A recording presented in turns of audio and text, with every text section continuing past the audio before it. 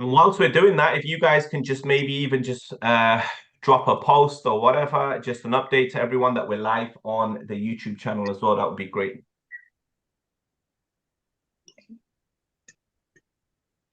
So, awesome. Well, first of all, ladies and gentlemen that are plugging in on YouTube, first of all, welcome to the another episode of The Closers University. But this is not just another episode. This is going to be one of the best episodes because, as I was saying to the ladies earlier on, I'm going to be bringing my best here today. I want to be like, there's so much.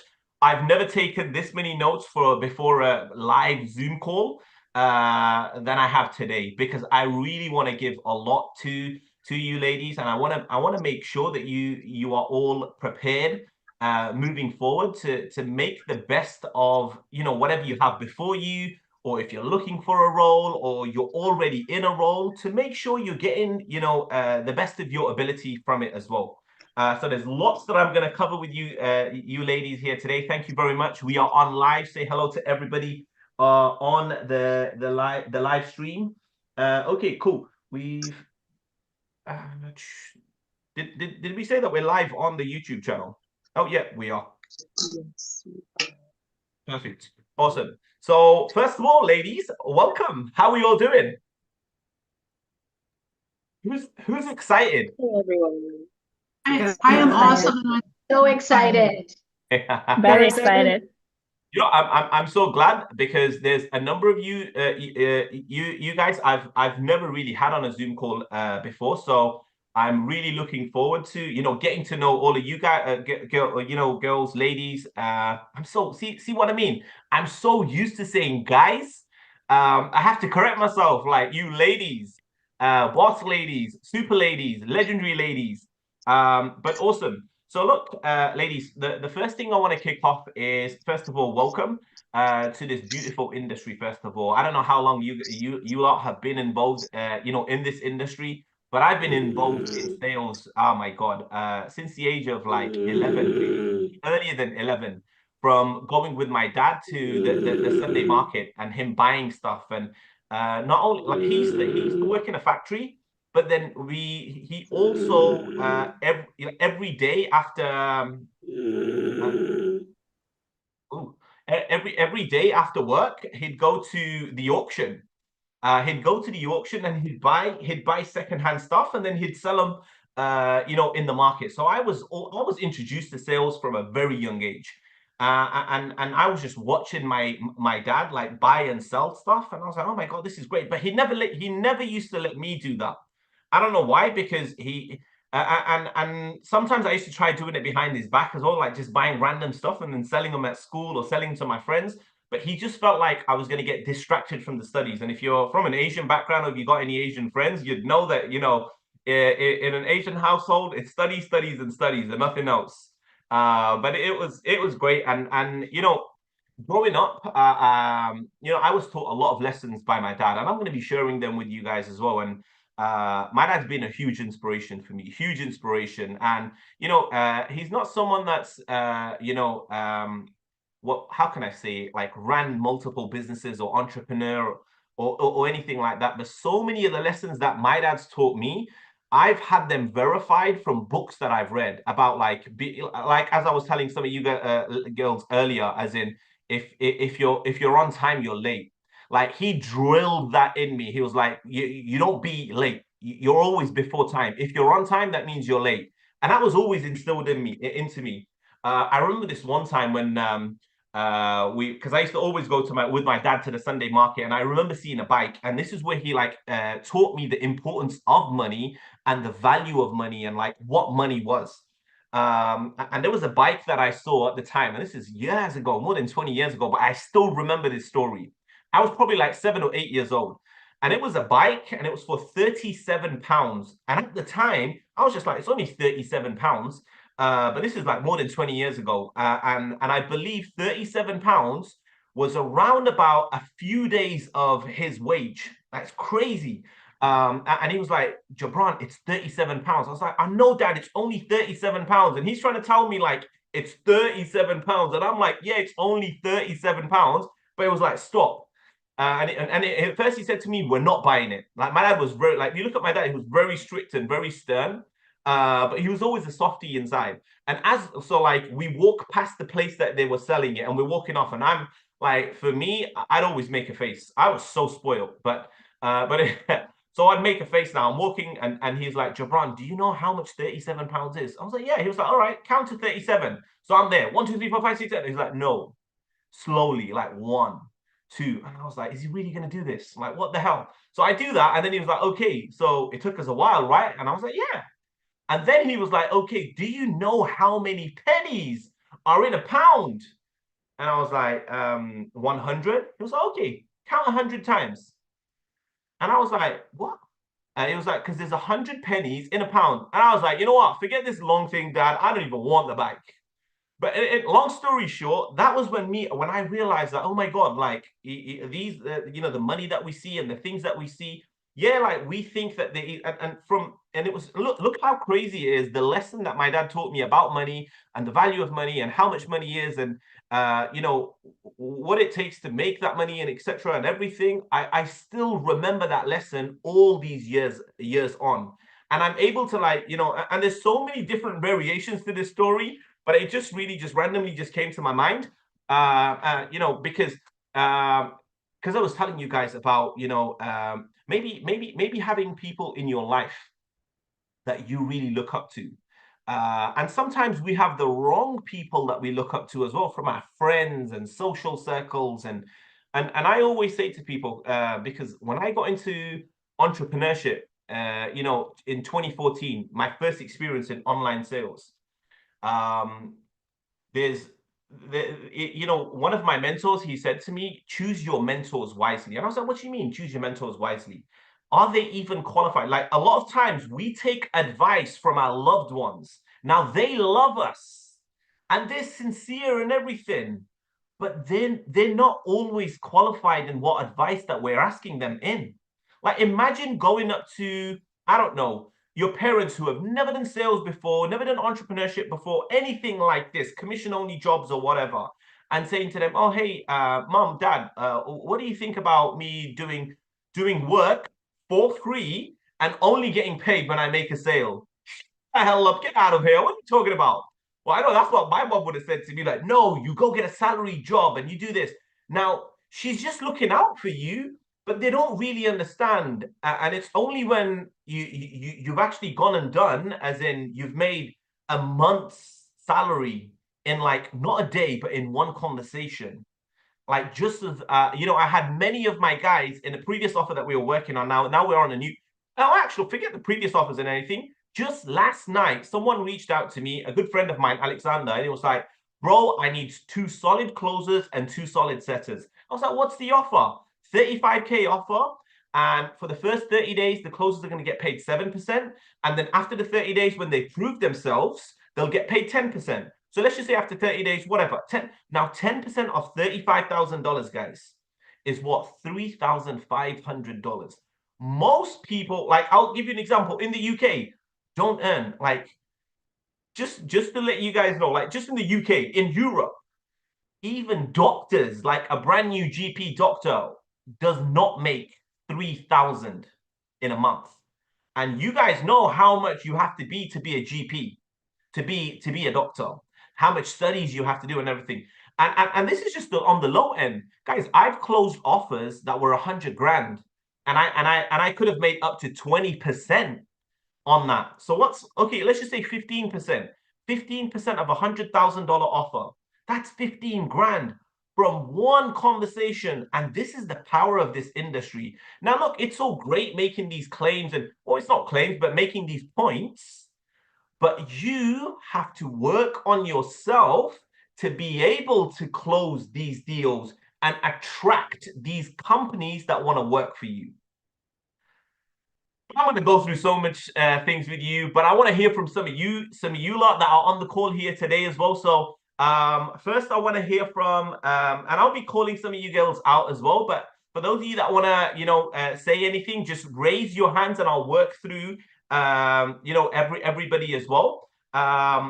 what and there's some specific people that I want you lot to hear from as well, to get a bit of inspiration, to learn from as well. And honestly, I haven't met a lot of you lot as well, so it will be good for the people watching on YouTube later on, maybe on the replays as well, to get to know you lot as well. I did say make sure when you come on, have your names clear, but then have your cameras on as well. I don't want to say that again, but everyone have your cameras on, because this is one thing, for you guys that are probably hearing this the first time.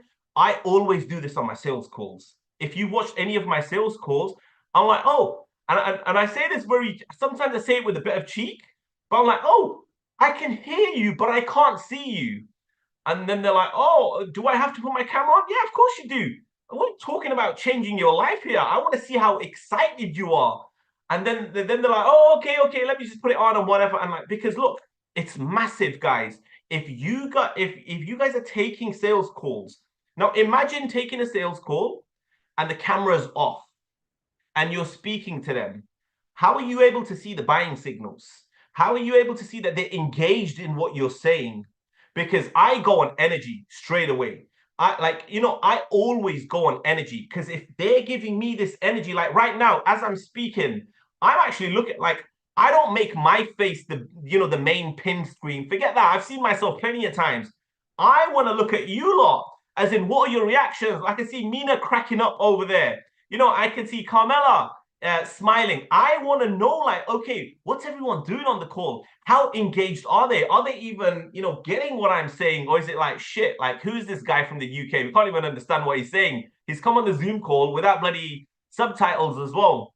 But I'm going to apologize right now. There's no subtitles, so you're just going to have to make do with what I'm saying.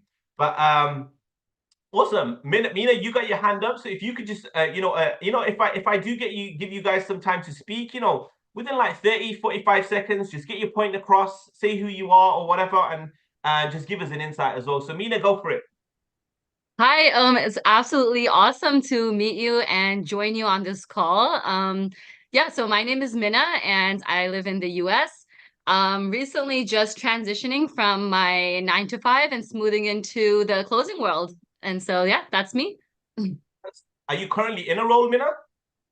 So I actually have an interview in 3 days. On Wednesday, I've gone through like the second phase, and I'm on the third phase with an influencer that I'll be hopping on the call with on Wednesday. Yeah. Awesome, perfect.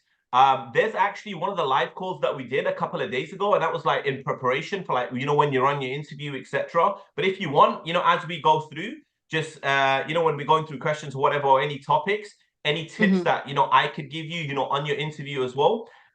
Because remember, guys, most people, when you're speaking to even clients or customers, most of the time they don't remember what you said, but they remember how you made them feel. Like, even right now, a lot of you guys, I'm gonna forget what I said. Honestly, you're gonna forget what I said, but you're gonna remember, like, why is he so excited?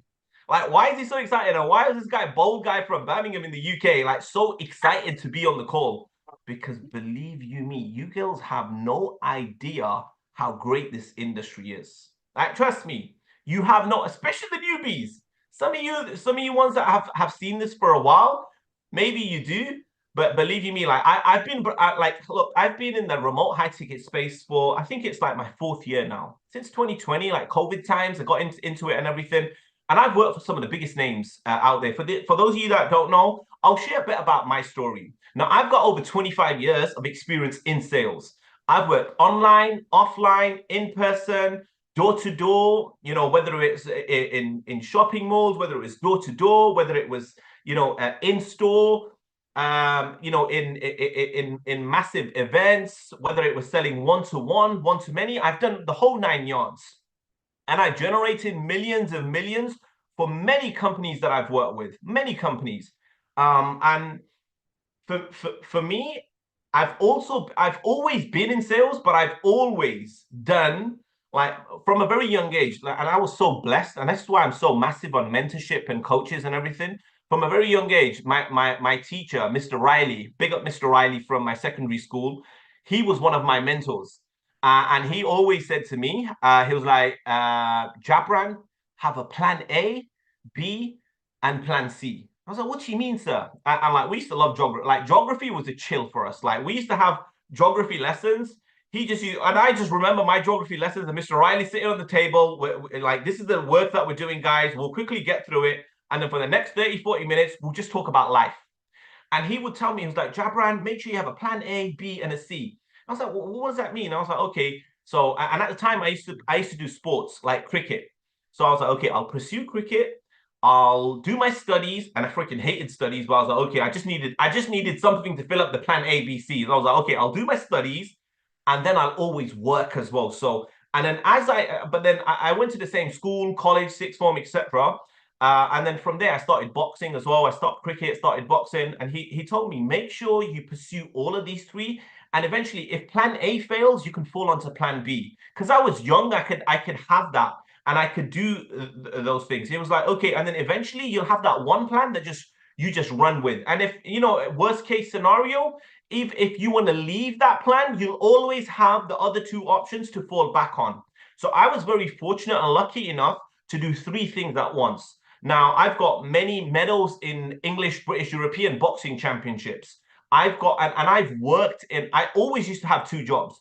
Like all the time, I'd always have two jobs. This is the first, like even now, I'm doing a bit of coaching and then closing and managing and all of that as well. So I'm still doing multiple things right now as well. This taught me a massive lesson. And look what happened in COVID. What happened? Like we all had to reevaluate. We really all had to reevaluate. And I'm so glad and fortunate, you know, in COVID, I was already studying marketing. And like most people don't know, like why, like I know a lot of people in the high ticket space struggle on landing roles. There's so many, like I don't want to name any people or whatever, but there's so many companies out there that are charging up to $15,000 with guaranteed placements. And these students are coming to me and like, Jabran, can you help me? And I feel sorry for them. And I'm like, okay, you know what? Because they've already, I'm not going to say wasted, but they've spent money on something that didn't deliver. And now I'm placing them X, Y, Z. Because I'll be honest with you, I swear to God, I don't know. Like for me, it's so easy. It's so easy to make someone stand out, attractive, and get them in front of the right people. And I look in my one-on-one mentorship, I can guarantee people to land roles, but that's not part of my guarantee. Well, someone said to me, "Oh, like, what's your guarantee?" I was like, "My guarantee is that there's no guarantee." Like, I just love that line as well. But this is something that I'm seeing so common elsewhere. But then I'm like, but this is part of your messaging that you're going to guarantee these guys placements. But ladies, I want you all to understand, like guaranteed placement, and I'm only going to touch upon this for the next minute or so. Guaranteed placement. Okay, let's just say that we guarantee you a placement, but does that guarantee your income? Like nothing's guaranteed, first of all. You now need to be good on that job. So let's just say, because honestly, I can just get people and just place them in companies because people take my word for it and they know my experience. They know how I'm coaching and developing people. But then now that I've placed them, but then if they are not going to deliver, do you really think that business owner is going to keep them? No, they're going to get rid of them. So I'm making it a focus of mine to make you lot part of the Closers University as attractive and as capable as possible. Sharpen your high ticket sales skills that much that the moment someone even just tags you in a post or you see a post or you see a job, they're like, oh, that's Minna from the Closers University. She's been trained with Jabran. She's going to be solid. But then not only that, they can see it in, like, they can see that you're a sales pro. And and honestly, look, let me tell everyone, if you're new to the high ticket sales space, in sales, closing, it's all an art. And guess what? You could learn it. Everybody can learn this. It's not rocket science where like there's all these formulas and everything, and we got to do this and we got to do that. And let me tell you again as well, it's just a conversation. It's just a conversation. That's all it is. We're just talking to people. That's all it is. We're answering some of their questions, figuring out where they're at, where they want to be. You do an amazing job just promoting what you're selling, tying it in with what they're looking for, and then you get them over the line. And in getting them over the line, you can make anywhere from, let's just say if it's a $20,000 package, you can make anywhere from $2,000, $4,000, $5,000, all the way up to, I don't know, $10,000, $15,000. And that's the power of this industry, ladies. But you need to work on yourself. And another message that I want to put out there as well, the current you, so the current Fatima, the current Stephanie, the current Hiba, the current Nazma has got the results that she's got right now. If she wants bigger and better results, guess what needs to happen? And some of you are not going to like this. You're going to need to grow. You're going to need to develop. And you're going to need to get a bit uncomfortable. Because we all know, and as cliche as it sounds, nothing grows in our comfort zones. Nothing. And you lot are like, look, we are like, I genuinely believe, and the scriptures say it as well, we are the greatest creation. We could have been a tree. Like, check this out. A tree, a goat. You could have been, me and you could have been goats on a field somewhere just eating grass all day. But the Lord chose us to be us. Jellica to be Jellica. Diana to be Diana. We could be whatever we want to be. Do you know we even have more freedom than angels? Because angels are instructed to do as the Lord says. We have free will. Like, I come from the Muslim background, and, you know, I believe in God and, you know, whatever. But, like, we could be whatever we want to be. If someone is living the life that you want to live, I promise you, success leaves clues. Success leaves clues. Start studying them. If you haven't got a coach, get yourself a coach. Now, I'll give you an example about my coaches. You know, I had no money. Why do you think my coaching and mentorship, whilst people are charging $15,000 for group coaching, why do you think my mentorship, my one-on-one mentorship is so cheap? Because I wanted to give people the opportunity. Of course, I need to be mindful of my time and everything and all of that as well, but I wanted to give people the opportunity that don't really have that much money and they really need a coach. But let's just say you don't have money. You have time.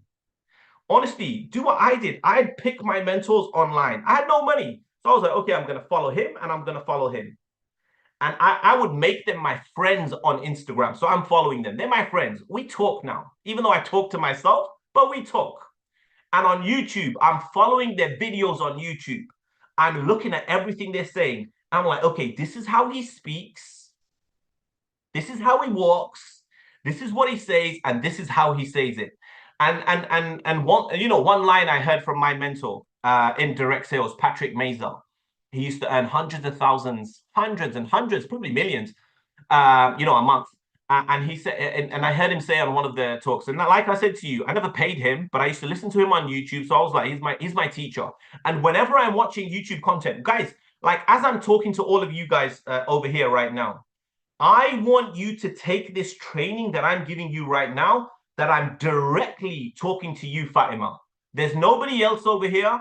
Fatima, I'm talking to you, like nobody else. I'm talking directly to you. So I'm watching you. And everything that I'm saying is literally, I'm talking directly to you. Or Diana, I'm talking directly to you. There's nobody else in the room. Jabran is talking directly to me. And this is how I used to take my trainings. Even on YouTube, I was like, he's talking directly to me. Or if I go to like business conventions, I'll be like, no one else is in the room. I'm in the room. They're talking directly to me. And I'd hold myself accountable. Okay, and I'm taking it all in. And this is how you're going to get the most of not only this training, but all future trainings and coaching and everything. And you can have multiple coaches. You can have that one coach. But I would honestly say, and I'm going to come to this later as well, like pick that one person that's living the life that you want to live. And going on to like what my point, and I'll finish on this, and I'll let someone speak. Patrick Mazer, he said, the quicker, the sooner my words come out of your mouth, the quicker my income is going to be in your bank account. Oh my God, that was a massive light bulb moment for me. I was like, what? So the quicker your words come out of my mouth, so basically I do as you say, and whatever you're saying, I just copy you. Your income's going to be in my bank. So I'm going to get those millions. Say no more. Thank you very much. I'm coachable. I'm super coachable. And I don't know, for me, I've always been the optimistic. I don't know. And I've been very gullible as well, but I don't care. Like I always think about like what could go right as opposed to what could go wrong. because my background in psychology. Like I'm an accredited psychologist. That's why maybe I'm a bit good in sales as well, but I've worked on this all over the years as well. And let me tell you guys, as you think it, so you shall become. As you think, so you shall become. And you know me, you've probably heard me say this a number of times before as well, but hey, repetition is the mother of learning. Repetition is the mother of learning. If you think you can, you can. If you think you can't, you can't. The most important conversations you will ever have are the ones you have with yourself. Like when you wake up in the morning, or you're looking at this industry, or you're looking at this for the first time, you're thinking, like, can they really make $50,000 a month? Guys, I'm Jabran Khan. Let me tell you something. I'm Jabran Khan from Small Heath in the United Kingdom in Birmingham. My postcode is one of the most deprived and the most lost on the planet. Like honestly, it's very like it's crazy. But there's a lot of good things that come out of Small Heath as well. But this is where I'm from, and I've been able to crack this industry and consistently make 30, 40, 50, nearly 60,000 US dollars a month being Jabran, dyslexic Jabran, who all the teachers said he's going to fail. Oh, this guy is lost. And I still love it, man. You know, when I first started off in entrepreneurship in 2014, from 2015 onwards, I was dreaming. I saw for the first time, I saw a presentation and they showed like an example of making $20,000 in a single month. And I was like, what? I remember just sitting back and I was like, oh my God, please. My mind was going like this. I was actually getting nervous. I'm getting nervous just telling you guys this as well. And I was like, you can make 20. And this is at this point, I think it was like a couple of years after I graduated. And you know, as a graduate in the UK, like having an £18,000 salary was like, whoa, you've made it. Like you've made it. And that's what it was like back then. These guys are saying that was my first experience of seeing £20,000 in a single month. I was like, how is this possible? And there was me looking for jobs that will pay £18,000 in a whole year. These guys are saying to me that you can make it in a month. Obviously, I didn't believe it because I'm not used to it. And it took me a while. And then I heard Grant Cardone. And Grant Cardone, as you all know, talks about 10x rule. And at the time, for me to make £2,000 extra a month was a huge mountain. I want you all to understand this. Some of you guys, it's going to go over your head. And some of you right now, it's going over your head as well. But I really want you to understand this. For me, £2,000 a month in 2015, I swear to God, was a huge mountain. Because I wasn't even earning £900 a month. So for me, like £2,000 was like more than double my bloody wage. I was like, what the hell am I going to do with all this money?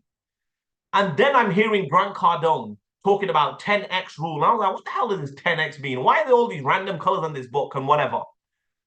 And I'm questioning. Then I was like, why the hell are you questioning it? Just freaking just read the book or even listen to the audios. And just so you know, I've never read a book in my life. I've never read a full book in my life. I've already studied a few chapters, like Think and Grow Rich, How to Win. I've still not finished How to Win Friends and Influence People, but these two are my favorite books. The principles that you would learn from these, and just so you know, I did English literature in A levels as well. So I don't know how I passed English literature, but I know how I passed. I took the shortcut. I just downloaded the reviews of every single chapter on the internet. I was just saving time. So like, look, if you like, for me, I can figure out a quick way of doing things, the long things. So like, just as like, I figured out the blueprint on how you guys, everyone can make 20 grand a month very easily, very easily. I swear to God, I've got the blueprint. I've done it tons of times over. And forget me, because I'm like, people are like, oh, but that's Jabran. And I swear to God, everyone used to say, like, I've still got people that, you know, look at me from, you know, where I'm from, and they're like, oh, at first they'd be like, oh, no, it's not possible. No, it's not possible. Oh, he's just chatting it. Oh, he's all full of it. Oh, yeah, right. They'll ridicule and they'll laugh and whatever. But then, you know what their tune changes to? Eventually, your friends and family, they'll be like, oh, but that's Stephanie, though. She's different. But that's and that's what they say about me. All like, but oh, that's Jabran though. That's different. So people will always look for excuses and whatever. Your job is not to convince, but your job is to what? Okay, put it out there and then get to work. Get to work. And then I'm going to go through like the reason why and everything and all of that. But we've got Zafra on the call here today as well, which I'm very glad to have as well, my chief inspector. I want you all, if you don't know who Zafra is, you really need to know who Zafra is. There's a few others as well. Hopefully they'll join, or if they're I think they're on the YouTube live. There's another one, I think she's on live calls. But I want all of you girls to listen to, maybe Zafra's story, who she is, what she does. And really look at everyone on this call, ladies. Connect with one another. Do you know how much magic comes together when you all connect and work together? Do you know how strong of a force you ladies become? Like, big up Jerry over here as well. Jerry is the main reason we're doing the Zoom call. So everyone give Jerry a round of applause first of all, because if it wasn't for Jerry, we wouldn't be here. Big up Jerry. But we're going to come on to Jerry as well. But I want to hear from Zafra. Zafra, give us a little insight into, I'm putting you on the spot as well. Give us an insight into, who you are, what your story is, what made you want to come into the high ticket space, and whatever you want to say, really. Hi, Jabran, and hi, ladies. It's so nice to connect with all of you here. And so I actually transitioned into high ticket sales like a couple months ago, and I have a long story, but long story short, I was in the real estate industry, still am trying to transition out of it fully. But what really made me transition into this space is I feel like it's not always about like what industry you're in. Like, I feel like you can make money in any industry you're in if you really put the time into it. But what you will not always have is time. And so after going through a lot of loss, I lost a lot of people. I kind of was like, okay, what industry can I get into that's going to give me that time, like that time to spend with the people I love, that time freedom, location freedom to give me those things. And that's the thing that I feel like being a closer really gives you, is that opportunity to have that time freedom, location freedom. And so that's really what made me have that transition. And so it's been an amazing experience so far. I've learned a lot from Jabran, so I appreciate you. And it's very, very nice to connect with all you ladies here. You're going to share with everyone who you're working with, or you're going to keep that a secret? I'm a closer for a legendary marketer right now. So is Reem. Where is Reem right now? Where is she? Oh, there you are, Reem. I do want to give Reem a shout out, because when I first transitioned into the space, she was actually the only person who actually got on a call with me and offered me support and love. And she's an extremely empowering woman. So Reem, I do acknowledge you for that. It's something I always remember. And so I do appreciate you. Oh, that's cute. Anything to help with all sales, honestly. So that's where I'm out here sometimes. I love it. I appreciate you. Legendary marketer. Thank you very much for that, Zafra. Like, legendary marketer, guys, is not a small company as well, by the way. Do you know how many thousands of reps are lining up every single month waiting for legendary marketers to start recruiting again? Like, they have like over 100 plus reps. And a lot of people want to work for legendary marketer. They give like crazy commissions. Like, the industry average is like 10%. These guys give like well over 20%, near close enough to like 25% on their packages as well. So it's great, a great company to work for as well. But thank you very much. That was Zafra Haroon, guys. Aksa, I've got your hand raised up, but I can't see your video, so you can't talk until you've got your video on. So we'll keep it rolling. Does anyone have any questions before I go on? By the way, guys, if you do, just raise your hand or unmute yourself, and you can fire away. Don't all ask the questions at once, though.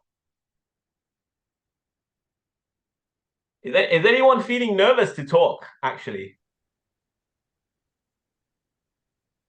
Oh, we're nervous to a little answer. shy when you put us on the spot. Closers are not nervous. We just don't know what to ask. We're having a good time here.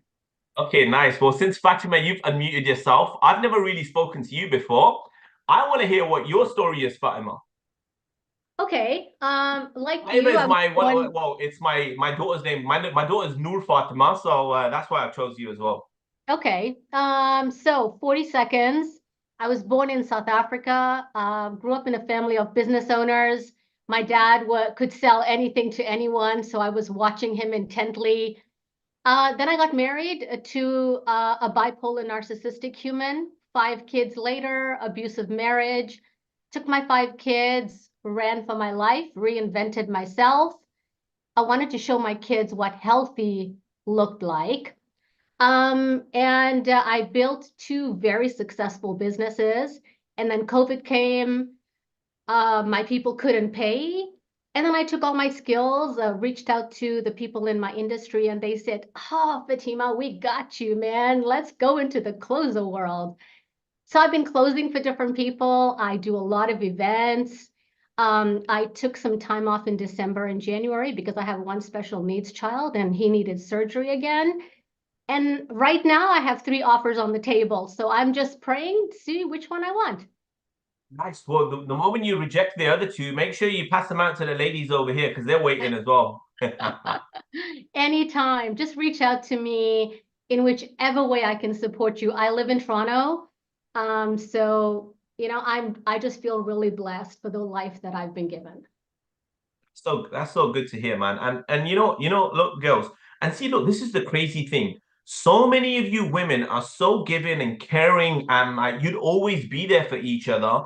But you girls are too shy. A lot of you girls are too shy, whether it's on social media or whatever. And like some people just won't reach out or like connect. Don't like look how Zafra and Reem just like like randomly just jumped on a call and like helped each other out. We need to see more of this. And you believe you me, the more and more we see of this, you're like, look, for me, like my life purpose, and I know I keep going off track and I'm talking about random stuff or whatever, but that's just the dyslexic me. But like my life purpose is to leave everyone I come across a bit better than how I found them. Like I genuinely like, and I don't even know where I got this from, but when I was a young kid, I'd always get up in front of the mirror. Sometimes I'd be like climbing on top of the sofas and looking in the mirror and be telling my mom, you've given birth to a champion. I used to say this when I was like 6, 7 years old.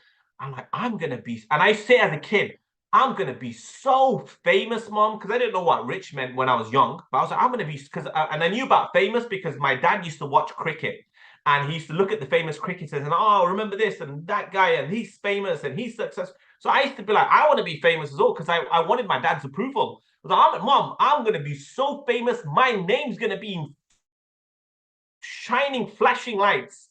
And I used to always just say this to my mom. As I grew older, and I'd be like, Mom, you've got one handsome son. And I just always just used to, and I used to talk myself into it, as in like, oh yeah, I'm so good looking, Mom. Like and it was just like little banter between me and my mom. Just so you know, I'm very down to earth. My wife keeps me humble, by the way, just so you know. But for me, it was like self-talk. I was so used to self-talk from a very young age. And I remember from the age of 11, I realized, this was in drama studies. I'll give you a nice story. We used to have a teacher called Miss Lovenbridge, and like back in the 90s, we used to get spanked on the bum. Obviously, if you do it now, the teachers are getting sacked. But I used to get caned. And there was Miss Lovenbridge, and like I remember like getting 2 slaps from her as well, like on the way down to drama studies. And I remember, her giving us a task, and we all going away. And this is how drama used to work. They'll give you like, this is what you need to act. You go away, go chill. And for us, it was just chilling. So we'd go away in our groups and have fun and mess around and eat food and do all the stuff 11-year-olds do. And then all of a sudden then she'd call us back like when there's like 30 minutes left, and each group had like 5 or 6 minutes. And guess who she calls first? Obviously me, because I'm the loudest in the room. She was like, Jabran, you're up first. I was like, oh crap. And I'm asking my friends, like, what are we meant to be doing? Like, she's given us the lesson plan, but I don't have a clue. They were like, just wing it. And we're meant to be doing this. And I was like, what the hell am I meant to do? And apparently it was something to do with comedy or whatever. And I remember just walking up and like, you know how we're talking about some people are shy or some people are not or whatever. And like, and this was in the first, I think it was the first or second lesson in drama studies. So I'm in a room, a bunch of strangers as well. I only knew about a couple of my friends. And I'm like, now I have to act in front of all of these guys. And Miss Lovenbury as well. I'm already crapping it off her because she's already slapped me twice on my bum, just for the record. And I'm like, what am I going to do? And I'm so nervous. I'm dripping and everything. And oh my God, I'm shaking as I'm getting up. Then I was like, well, you don't know what you're doing. But the good news is they don't even know what you're gonna do. So I was like, you're not confident. Why don't you just act confident?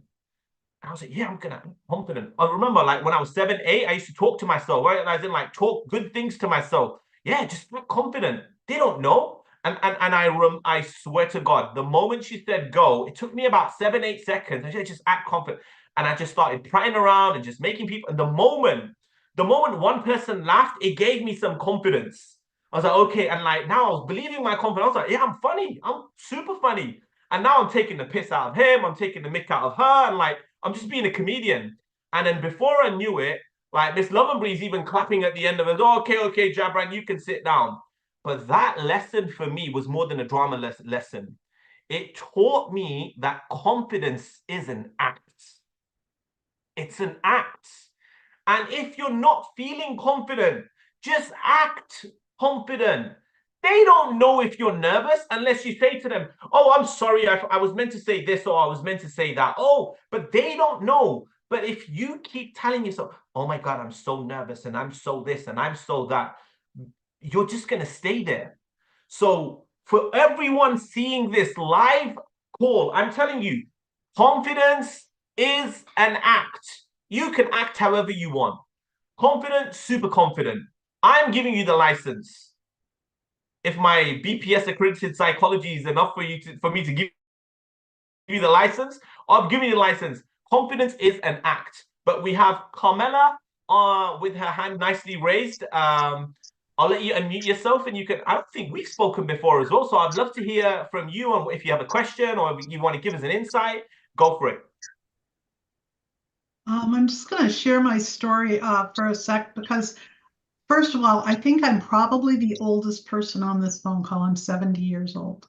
Carmela, And I joined. 26 is not old, man. 26 is not old. No, I said 70. No, chill out. It's okay.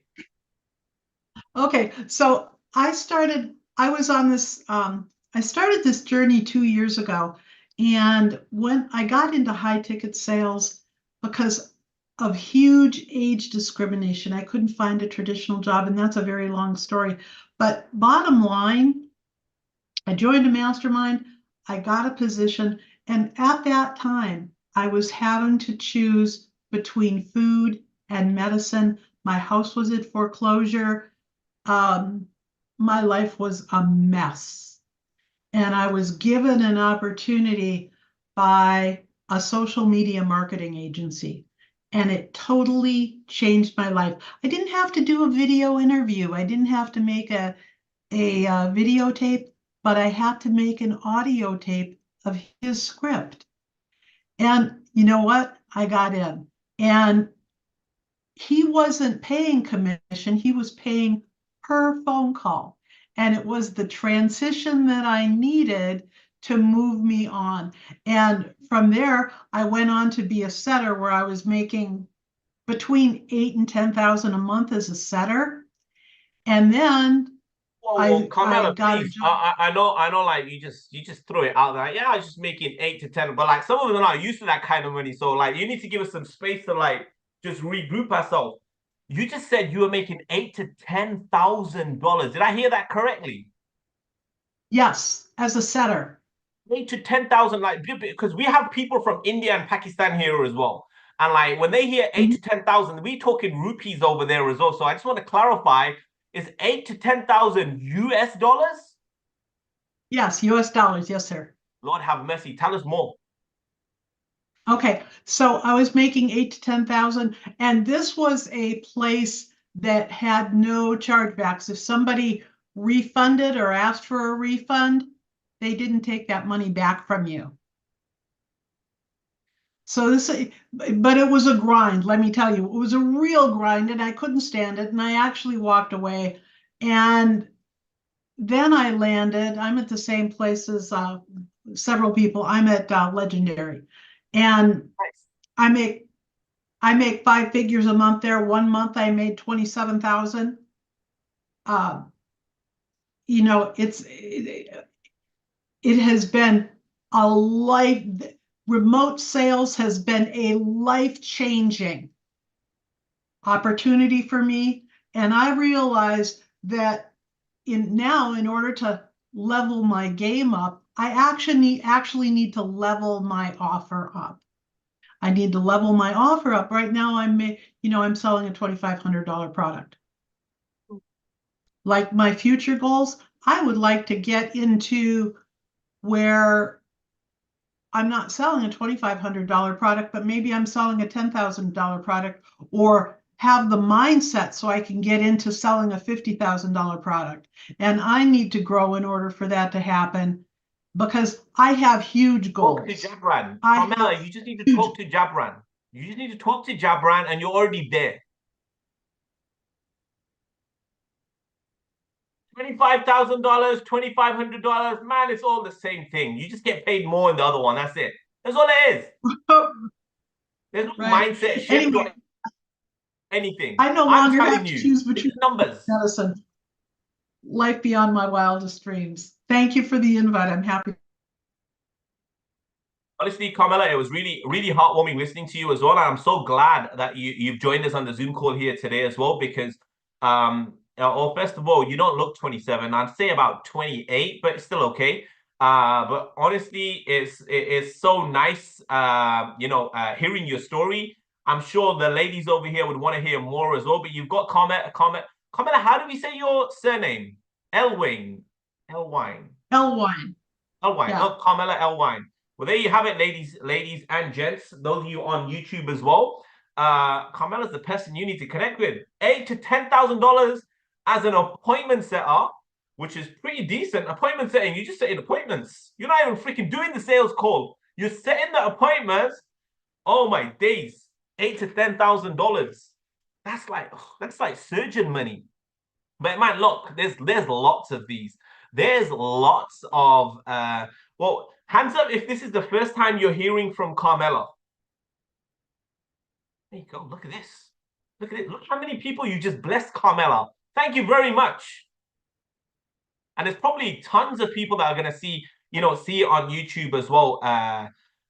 But not, I appreciate that. Thank you very much. And if anyone else wants to say anything, just raise your hand, or you can even unmute at any point as well. But I'm loving what's happening so far, ladies and gents, because ladies over here, gents on the YouTube channel, because my brother was like, hang on a minute, you're doing a ladies only Zoom call. He was like, what the hell are you doing on there? I was like, I'm doing the trading. Oh, he was like, wait, you just said it's a ladies only Zoom call. I was like, what are you doing? I was like, I need to bloody set it up, because half of these ladies don't set up anything. You're like, ladies, you guys should be doing this yourself. It just takes one person to take initiative, and like just message me. Like, look how Jerry took initiative, and she was like, I think it was something that Jerry said, and I was like, sod it, screw it, let's do it. And it only takes one or two of you girls, and before you know it, you're really creating a movement. And I really believe, I honestly, genuinely believe, and this is not me hyping you girls, by the way, women are much better than men at sales. It's fact. It's fact. Women are much better than influencing, sales, and just influence more than men. But this is facts. But half of you ladies don't even believe it. I don't even know why. I just don't know why. But anyways, we'll move on. One thing that I want to say to you, so like, look, I've been involved in the remote high ticket space since 2014. And I want to give you an insight. So 2014 was when the seed was planted of making $20,000 a month. I did not believe it, but guess what I did? I made, and it took me a few months to, you know how, because I was listening to Brian Tracy over and over again about you should write your goals down. You should put it where you see it every single day and go over it and read it and look at it and like internalize it. So I was like, so I got that message in 2019, but I only actioned it and wrote it down and everything in 2015. But I was so nervous to even put it up or even put it on my social media. It took me another few months just to put it up, because I knew all my friends are going to laugh at me, because I wasn't even making 20 grand a year. Like, I didn't believe it, but Grant Cardone made me believe it. It was like, look, whatever your goals are, just times them by 10. I wanted to make £2,000. He was like, screw it, just make it 10x, £20,000. I was like, is this guy crazy? Like, how can, because he said this, it takes the same amount of energy to, achieve a 10x goal as opposed to a normal X goal, normal size goal. And I was like, what is this guy talking about? It doesn't even make sense. But it goes back to what Carmela was just saying right now, as in, closing a 20 grand offer, 30 grand offer. Like, let me tell you something. This is where it's going to make sense for you girls as well. So you have a $2,000 offer, because I think Legendary has like a 2.5K offer. So let's just say we got a $2,500 offer where let's just say you made 10% there. For argument's sake, they don't make 10%, by the way, they make more than that. But let's just say it's 10% on a $2,500 offer. The offer is $2,500, you make 10% commission.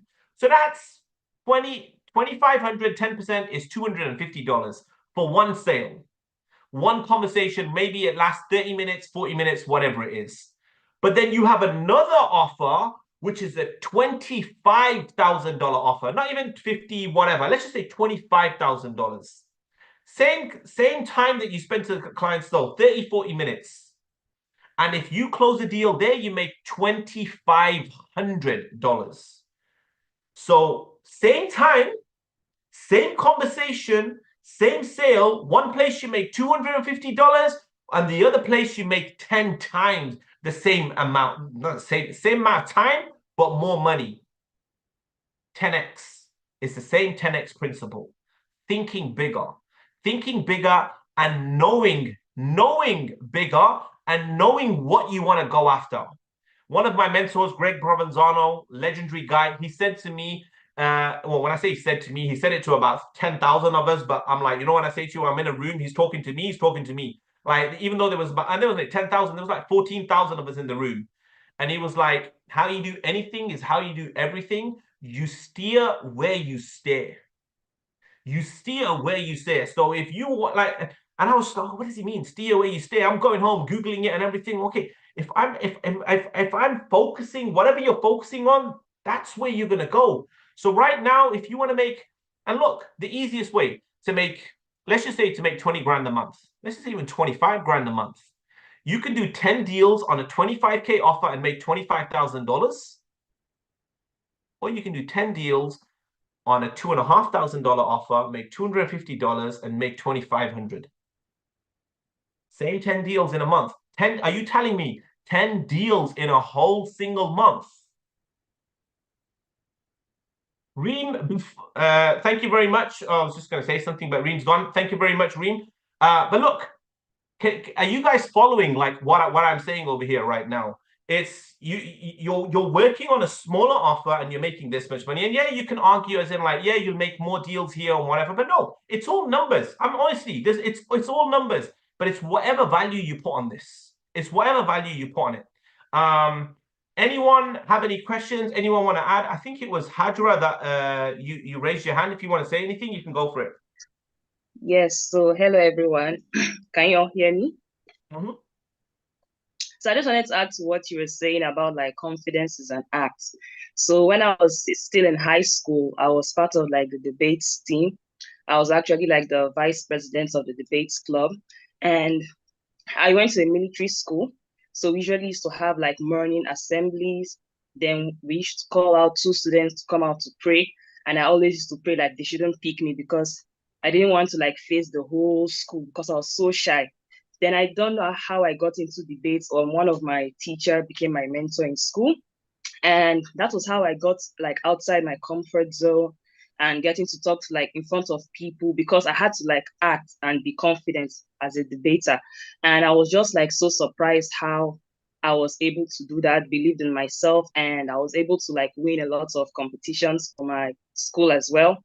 And anytime I get off the stage as a debater, I usually just like thanking God like it's over, because I know I was just like trying to like be confident on stage. So definitely like confidence is an act. And that was what like really made me think that, okay, I can do something out of my comfort zone. That was like my first time of actually shining. I was very popular in school, known for being the girl that always wins competitions. So after that, I graduated high school 2019. I was like researching like what can I do? How can I like make money online? So I came up about sales, and I realized like DM setting was like the entry level. So last year I got into like the remote sales world. I was joining Facebook groups, networking with people, And then I got my first, I was also reaching out to like coaches as well. I started working with like a fitness coach as a DM Sarah. So that's what I was doing like last year. And I also worked for other coaches as well. Network with a lot of ladies, but I've networked with a lot of ladies on this call as well. So right now, I just wanted to like to come up here to like inspire a lot of girls that are here. I know that there's some people that haven't done any offer before, that no matter where you're from, no matter how your starting point, don't be afraid of starting. Don't be afraid of letting people seeing you starting or seeing you trying. Okay, so don't be scared of like you're going to make mistakes or hopping on your first networking call, not knowing what to say. Just go out there and start no matter what. The first step is to start. If you're just like noting things down, you're not doing anything, you're not taking the actions, you're not taking the right steps, you're never going to get to that place. So I always wanted to do things that would make me get out of my comfort zone and becoming like the best version of myself. And I'm really happy that I got into sales. Like it's already like been changing my family's life. They're already proud of me. I'm like the first daughter, so I'm already hyper independent, like from an early age. So I'm very like proud of myself, because sometimes I don't even believe that I'm actually doing this. My brother, I have a twin brother. He's also like in sales. Wow. He has his network of people, but he's not on Facebook.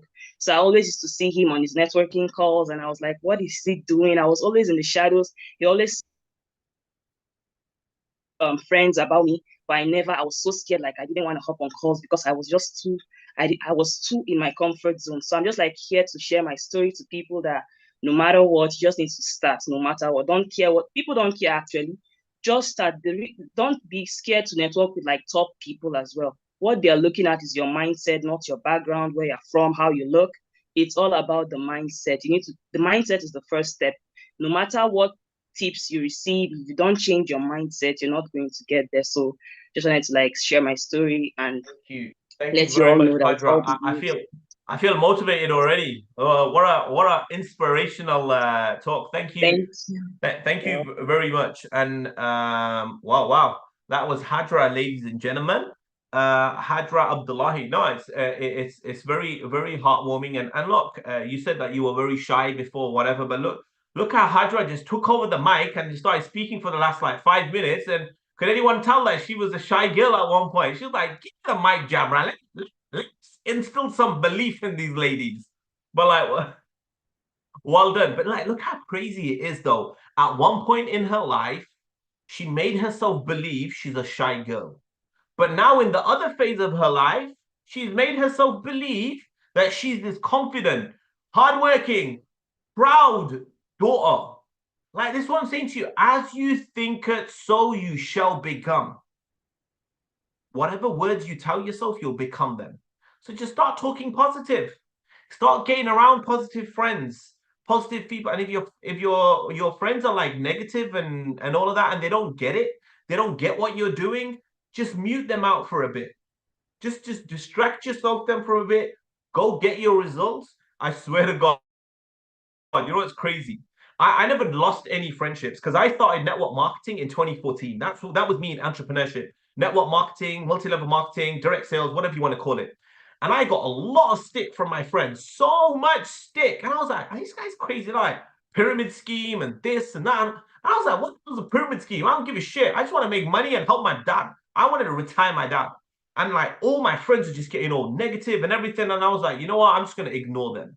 I'm just going to ignore them. And you know what's crazy right now? Every single one of my friends that I used to say to them, now I'm gonna, because I was like a loudmouth. I'm still a loudmouth, but I was like super loud.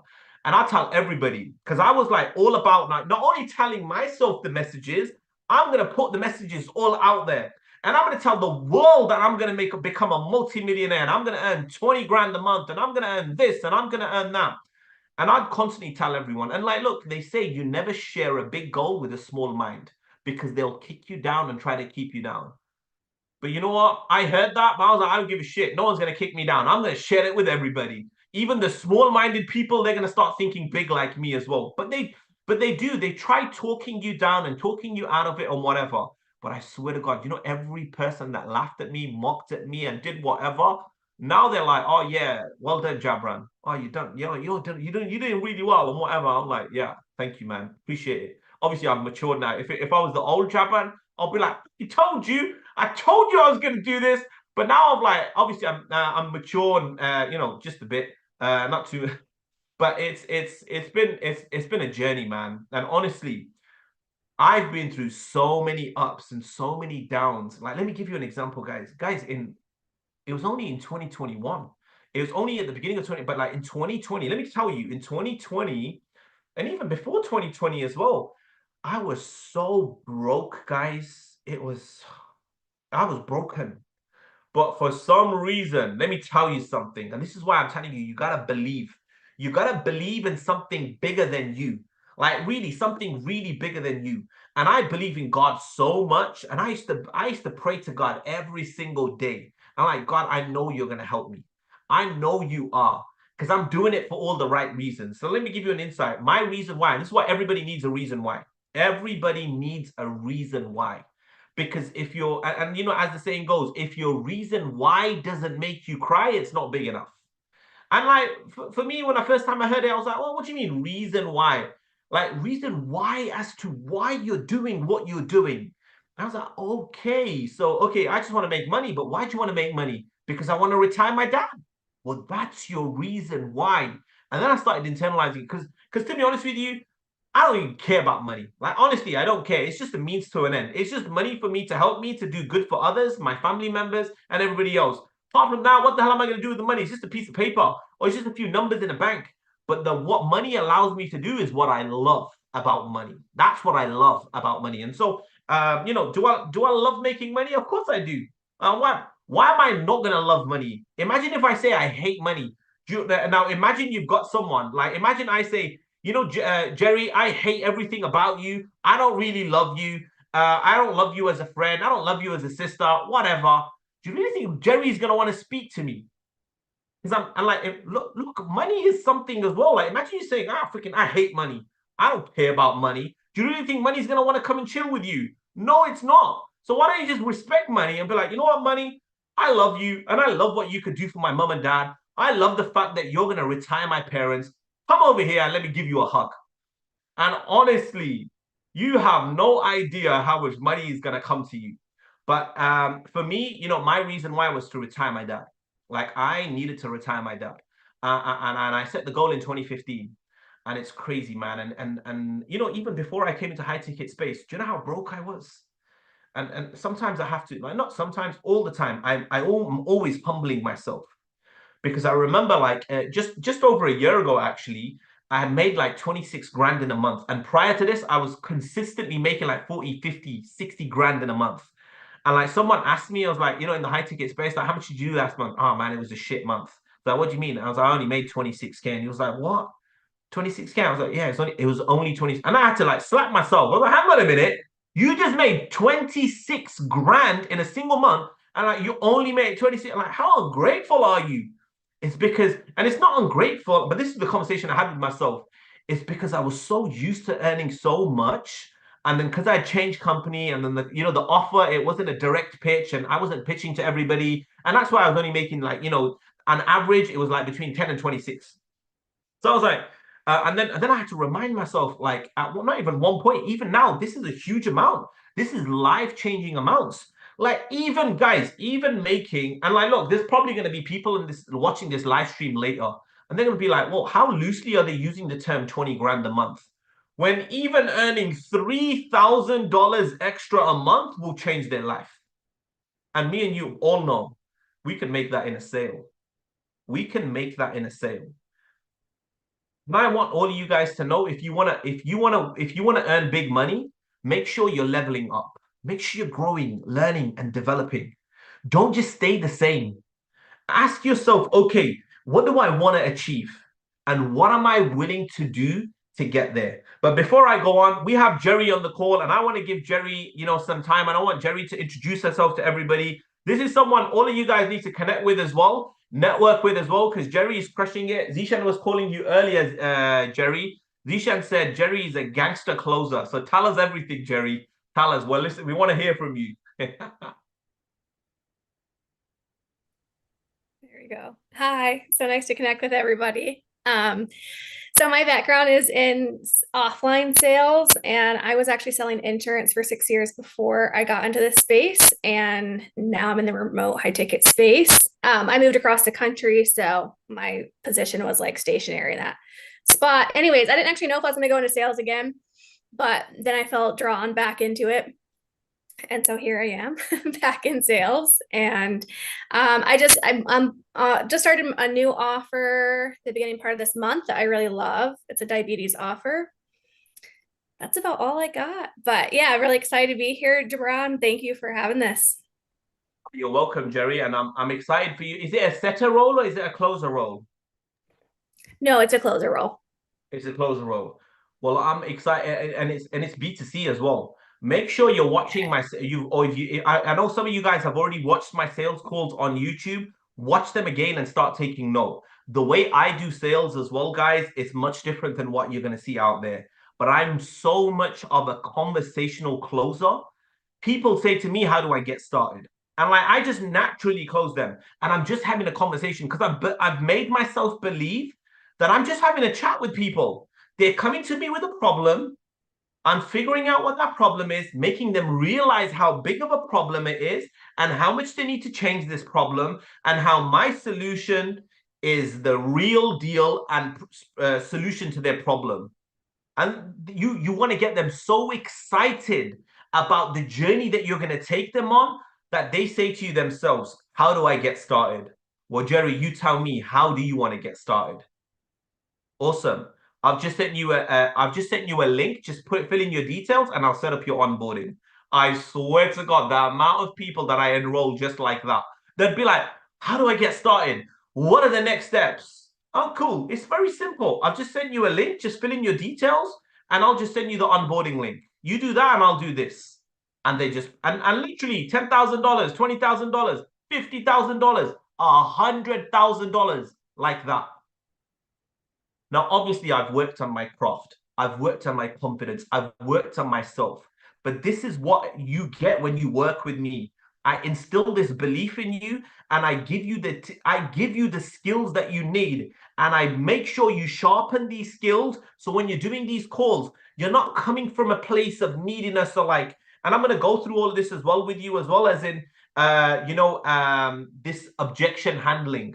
I don't do no objection handling. Let me tell you something. I don't do none of this wrestling business.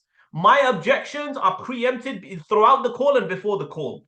If I know this objection is going to come up with this client, I might as well just address it before the call or even during the call so it doesn't come up. And look, even if, and I don't call them objections. If my client says to me, you know what, Jabran, I need to speak to my wife. Yeah, of course you want to speak to your wife. You know, it's a big decision. I'm jumping on the same side of the fence as them. But what are the normal? And obviously, there's other things that I do as well. But what do the normal salespeople do? What do you mean you talk to your wife? Who wears the pants in the relationship? You or your wife? What do you mean you don't talk to your wife? And like they're just getting all confrontational and whatever. And like, now imagine when like someone says to you, okay, I want to talk to you. Yeah, of course, Jeff, you want to talk to your wife. I mean, this is a big decision. Does your wife know that you're on the call? But you know what? Most of the times, I don't even get that objection because right at the beginning, I'm already addressing like, look, Jeff, does anyone else need to be on the call or like or whatever? But sometimes, you know, look, even if they do give me that objection, you know what I do? Like, yeah, of course, no problem. Jeff, is there anything in particular that your wife would like to see or anything? Or you know what? And you know, if I have got time on the call, Jeff, great. It's great that you brought that up. And I know he's at home. Go grab your wife. I'll wait here. I swear I've done that before as well. Or if I'm like, you know what? He's someone that needs to think about it and whatever. He's using that wife objection. No problem. Jump on the same side. I'm not acting needy or whatever. My follow-up game is strong, by the way, as well. But I'm going to show you how to do, you know, a lot of these things. But I never wrestle with them. Sometimes I have fun. Like, you know, if someone says to me, oh, I need to talk to my wife. Jeff, be honest. What is the actual? And I'm like, sometimes I'm cheeky. I'm like, be honest, Jeff. Like, look, there's no pressure here. Like, this is great as you can see it, and you want it. Like, what's the real reason? I'll help you. Don't worry. And it's like, oh, no, I do need to speak to my wife. Oh, yeah, okay, cool. Is your wife part of the business and everything? And like, Yeah, it's this. Oh, okay, no problem. Okay, cool. Well, now I'm also, because I've already prepared. Because look, be prepared for all of this stuff. So I've dropped the price, everything, whatever. He needs to go talk to his wife. I'm going to say to him, Jeff, there is a promotion as well. If anyone that makes a decision within 24 hours of their call, you do save $2,000 off the $20,000. You know, even at $20,000, Jeff, it's a great price anyway. But just so you know, chat with your wife, pray on it, or whatever. If you make a decision within 24 hours, you get $2,000 off. But look, even if you make a decision in 48 hours, no problem. $20,000 is still a great price. But you've got that incentive there. I've dangled the carrot. I've dangled the carrot. Now he knows as well. And I'll probably give it, I'll see what leeway I can get with the business owner as well. And oh my God, the amount of people that used to even act even before the 24 hours were up as well. There's a number of other things that I do as well. But there's a few things that I want to, I've got so many things over here. I'm probably not even going to get over everything. But, one thing, because I had lots of questions as well that people wanted me to address. What advice would I give my younger self? What advice would I give my younger self? Because I'm freaking old now. I'm 36. No, I'm not that old, but I'm 36. 36 years young. Sometimes I feel old, but that's okay. Topic for another day. But what advice would I give my younger self if I was starting out? I swear, grab a hold of sales. Grab a hold of sales and really become a student. This is a skill, guys. This is a skill that you're going to have within you. You can take wherever you want. Sales is in everything we do. Everything. I had to close my wife into marrying me. I had to sell her. I had to sell her 6 brothers. Oh my God. I had to interview with like the brothers, the mom, the aunt, and everyone to convince them. And like they couldn't even believe because like I like on like on my because I met my wife online. And then when I met her, her brothers, one of her brothers was like an inspector in like the police. And I'm like, what the heck? This guy knew my whole bio data before he even met me. And it was like, oh, like I was like, yeah, like, and I was like, look, because I've never drank, because I'm Muslim faith anyway. I've never drank, never smoked anything or any of those bullshit things. I've just never done it because I've always boxing. And like my dad always told me, you smoke, I'm gonna kick you out the house. This was from a very young age. And then as I grew older, I was in boxing anyway. I was all disciplined, even though a lot of my friends used to drink and smoke and whatever. For me, I was a boxer, and for me, I was very disciplined. And then obviously, I became more strong with my faith and everything. So I've never done any of that. But I used to love like chilling out with my friends and everything and whatever.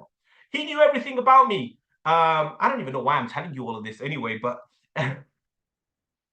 anyways, we'll come back onto the main thing. What advice would I give my younger self? Sales, man. Like I was talking about like how everything is in sales. I had to sell my in-laws on like who I was. I had to you have to sell like before you even go sell for a business, you're gonna have to sell them on you. So get used to, how like we were getting people to unmute themselves and introduce themselves. Get used to giving a nice introduction about yourself related to the topic you're giving an introduction about. Now, if someone wanted me to,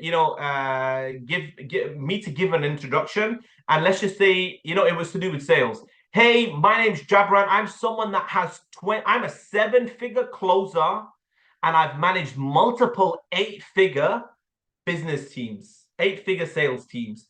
I have over 25 years of in sales. For the last couple of years, I've been the #1 closer for Kevin David, Rudy Mauer. I've built sales teams for, Shakir Hussein, Ty Lopez, Matt Lepre, worked for Ravi Abuvala. And I'll mention all these big names and who I've worked with. And I've sold packages ranging from $5,000 to $500,000. I'm hungry, I'm coachable, I'm motivated. I'm someone that's willing to go above and beyond the call of duty. Sign me up. And it's just I've just prepared this and I've already got it. But remember, like most of the times, though, look at the way I was saying the words. They probably won't even remember everything that I've said. Oh, yeah, he's a 7-figure closer. Yeah, he's worked with Ty Lopez. Yeah, he's done this. And yeah, he's done that. But look at the way he was saying it. Like some of us, we say, I'm hardworking. I'm very coachable. And it's just like monotone. I'm hardworking. What do I mean when I say hardworking? I will do whatever it takes. I'm not afraid to do 16-hour days if I have to, because why I'm doing this to retire my parents.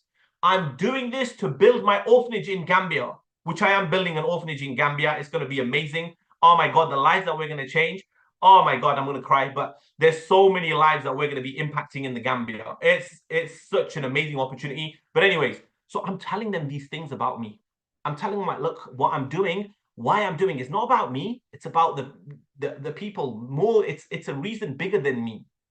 So they'll know, like, oh, he's not doing it for the cause. Because look, your reason why has to be bigger than you. It can't be about you, like your clothes or your cars or the houses or whatever, because those are just things. But when it's connected to something bigger than you and you're telling people about this, they're like, okay, she's gonna go above and beyond the call of duty.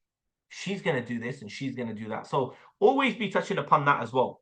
Another thing that I see, mistakes that I see in the high ticket space. Look, I'm just gonna give you these insights, guys. Like, if you take these on board, honestly, watch the recording as well. Like, mistakes that I see in the online space. Do you know most people are judging you the moment they see you or they hear your name on social media? So, like, look on your social media. Look at all the groups that you're interacting in as well. Did you know, like, if you click, whenever you see, let's just say you go into a Facebook group and you click on someone's name, and when you click on their name, it shows you all their group activity in a group. Did you guys ever know that? Like, it will show all the group. So, some employers, you know what they'll do? They'll see your name. The first thing they're going to do is they're going to click on your name. And it's not going to take them to your profile. It's going to take to all your activity in that group. And imagine you're the one that's just writing, I'm interested in this opportunity. Oh, I'm interested. Oh, yeah.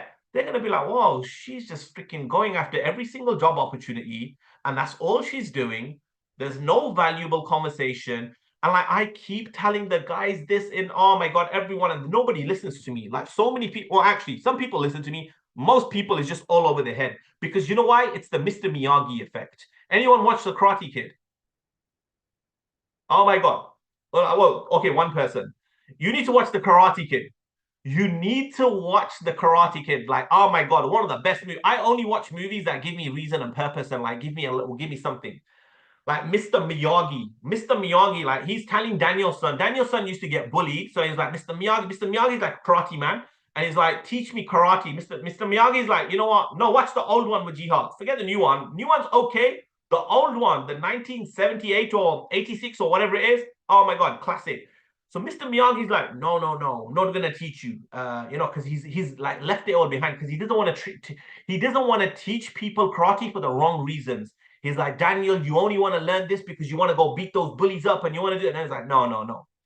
And this is where I'm trying to tell you, like, Mr. Miyagi's ways of teaching. He was like, okay, you want to learn karate? Because he's nagging him and everything. It's the summer holidays and whatever. I was like, okay, come on. And he goes, you need to follow what I'm going to tell you. It's not going to make sense to you, but you need to follow what I'm going to tell you. He's like, yeah, I'm going to do it. He goes, okay, go outside and start wiping the floor, or start doing this, or pick up the jacket and put it down. Pick up the jacket and put it on the hanger. He's like, what the hell? I want to learn karate. This guy's got me painting the walls, waxing on and waxing off, picking up the jacket, putting it on. So what the hell is all this about? This guy's abusing me. But he still does it for a few hours, few days, maybe a week or so, and whatever. Then eventually, like, what does the normal person do? Oh man, and like, you know what the normal people do when they're learning high ticket closing and high ticket sales? They're doing it for a while. Oh man, this is not working, man. Forget this. Forget this conversational closing, or forget this objection handling, or forget this, or forget posting on groups, and just forget it. Most people, they take the path of least resistance. So then as Daniel gives up, what does Mr. Miyagi do? I don't know, he does some karate move or whatever, and then Daniel is like, oh, wax on, and he's like, woof, and he's like, wax up, put your jacket up, and he's like stopping things. He's like, oh my God, like, I've been learning these moves via this other technique that I didn't get.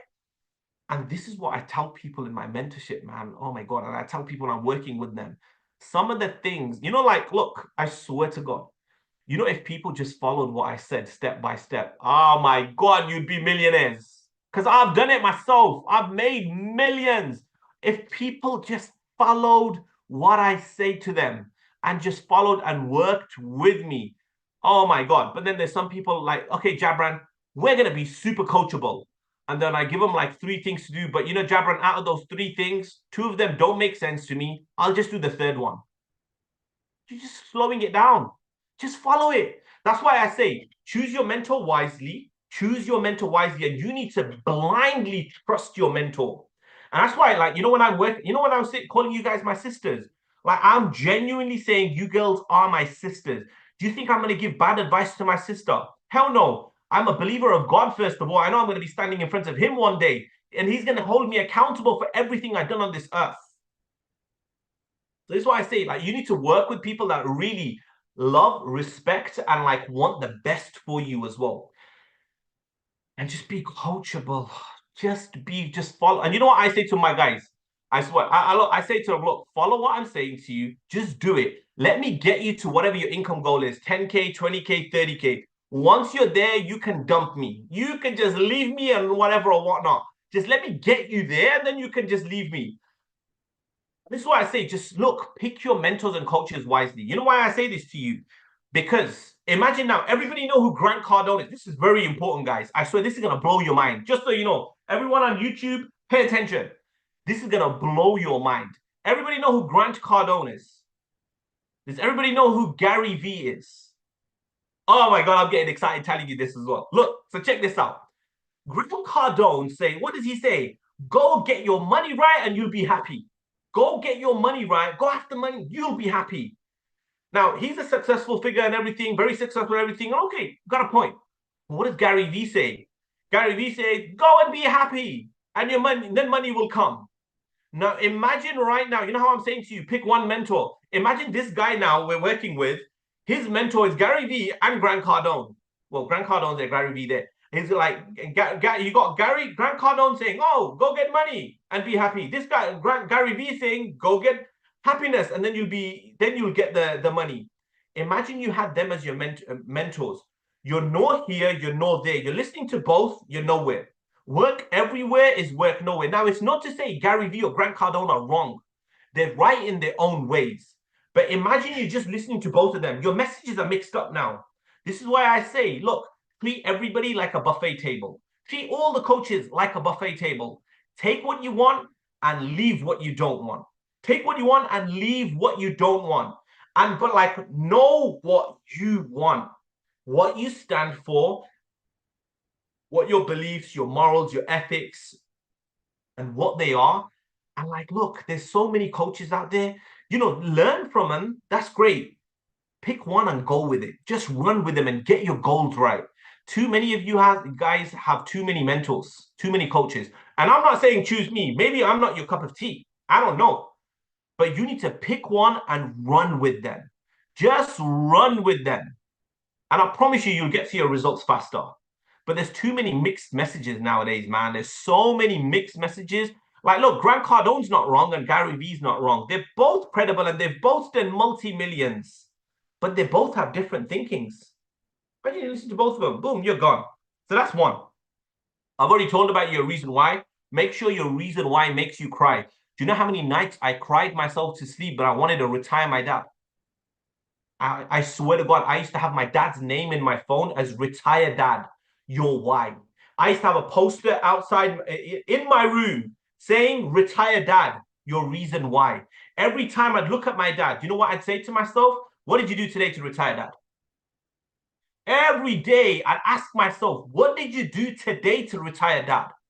And boy, oh boy, even if, look, and you know how easy you can move towards your goals? You could be like, okay, I developed my sales skills in the step forward to retiring dad, retiring mom, doing this for my kids, doing that for my community and whatever. So you're working on yourself, because remember this, you learn first, then you take away the L, and then you earn. You learn, then you earn. In learning is earning, but you need to learn first. Remember that. And another one, oh my God, and I posted a reel about this the other day as well. Everybody wants help, right? Like, everybody wants help, right?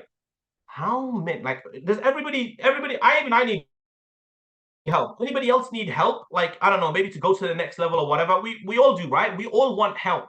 But answer this question for me. Who are you helping daily? Who are you helping daily? Whether it's even a smile, whether it's just reaching out, whether it's sharing a piece of content to maybe inspire others. Like I told everybody today on the group, there's about 50 of you on there. And I said, like, look, everybody just, just share this to your stories. Maybe it's going to inspire some lady, whatever, someone looking in, someone struggling. Like right now, guys, like right now, we are in an amazing industry. Do you know how blessed and fortunate you guys are? Do you know there's people in all your Facebooks, all of you guys on YouTube as well. There's people in your social media circles that are not broke. They're beyond broke. They're really struggling financially and would really crush it here as well. But they don't even know this exists. Or they can't even see it for what it is. Who have you shared the closest university with? It's all free on YouTube anyway. All the information and all the coaching, even this call is going to be on there as well. Like, who have you shared this message with, or this beautiful industry with, that you're just doing your part in helping? Not for anything in return, just for helping. Because, some people call it the law of attraction, some people call it God, but like whatever you put out there always comes back. And with me, I'm randomly just helping everything. Like, honestly, I used to always look for, and I used to do this a lot when I used to work in Spain and Greece. Every morning I'd wake up and I'll just smile and say hello to strangers. Like every day. In the UK, if you do it, they'll think you're crazy. Like, where I'm from, like you smile at people, like, what the hell does he want? What is this weirdo looking at me? But it's crazy. Like the Western culture is freaking crazy. But honestly, like it's just like, oh, if you're walking home and you see one of the aunties on your street, or anyone, they're holding the bags or whatever, and like that's your excuse to go and help them. Just do little random acts of kindness. Like I tell you, like God has given me, alhamdulillah, like in the last couple of years, I've been given a lot of money. But you know where most of my money's gone? I swear, in the way of God. And I'm not here saying this to boast, but I am like, oh my God, I used to pray to God. I was like, Ya Allah, please use my pockets to bless other people. I've given away 6 figures, multiple 6 figures in the way of God. Like thousands. My wife will tell you, my wife's a testament to this. Anyone that's traveled with me will tell you, like they've traveled abroad with me. That's my excuse to keep thousands on me. Like I'm always going to the cash point, pulling out money. I'm like, I love going to, like, the people that be on like selling things on streets, and like street vendors.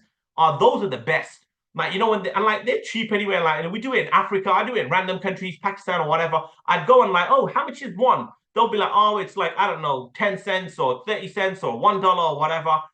Oh, can I get 10? And now they're wrapping up 10 and whatever and whatnot, and they're wrapping them all up and they're putting them on. They're so excited. Oh my God, it's gonna get 10. And now I'll give them the money for 10 and they're giving me the bag. I'm like, no, that's for you. Like, what? Huh? Not only has he bought 10 of me, he's giving me them back. And they're like, oh my God, like what? And oh my God, like, and I just say, they're like, oh my God, like, wow. And or like some of them be like, oh no, you have to take this or whatever. No, just give it out. Or like if there's kids there. Oh, I do this so much. Like we do it so much in Africa. Like in Africa, they love ice cream, man. Oh man, I love ice cream anyway. I love food. But ice cream, man, if you buy them ice cream, freaking the whole city is gonna know that he's buying ice cream. I remember this once, there was like a bunch of kids there, and they're like, I was buying ice cream and I saw one of them looking at me. I was like, screw it. I went to the ice cream vendor, and like he was with a cart. I bought the whole lot, and I like, it's just little things like that money allows you to do, man. We bought them for all the kids, and then not realizing all the grown-ups wanted it as well. So then I went to the shop and we just emptied the whole shop out. Yeah, it probably cost me a couple of $100, but oh my God, those people are going to remember that bold brown Asian guy from the UK that blessed us all. Or if we're driving in a random place and I see construction workers, I will stop, like in a hot place, especially when I'm abroad. I would stop, go to a shop, get really cold drinks, and just give them out. It's probably only going to cost like 20, 30, 50, $100, but it will make their day. What are these little things that you're doing? Ask yourself this, like, am I doing little random? Now, I'm not saying, some of you guys may not have disposable few $100,000, well, not few $100,000, like few $100, or even 1,000 or 20 or 30. What? Just do it with maybe the Uber Eats guy that comes and delivers your food. Give him an extra $5. Like sometimes I go, when I go into my local takeaways, I like one of them, like it's just local to me. I was buying my food, and then I just dropped off like lots of cakes and The funny thing was, I dropped the workers off like cakes and biscuits and everything. They're like, where did you get these from? Are they out of date? Because they were not used to me giving them. And they were like, what are these? No, it's just something, for you guys. Like, try your best to just do something to bless other people. Now, I'm not saying you're a charity case and you have to give everyone or whatever, but I'm just saying it may not even be that. Maybe just checking up on people, help people. The more people you help, the more help you're going to get back.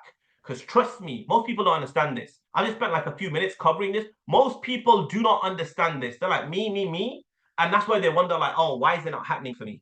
Why is it not? Like, why do I need to create, why do I need to build an orphanage of like for a few hundred kids? Like, why? Because I know if I help them, God will help me.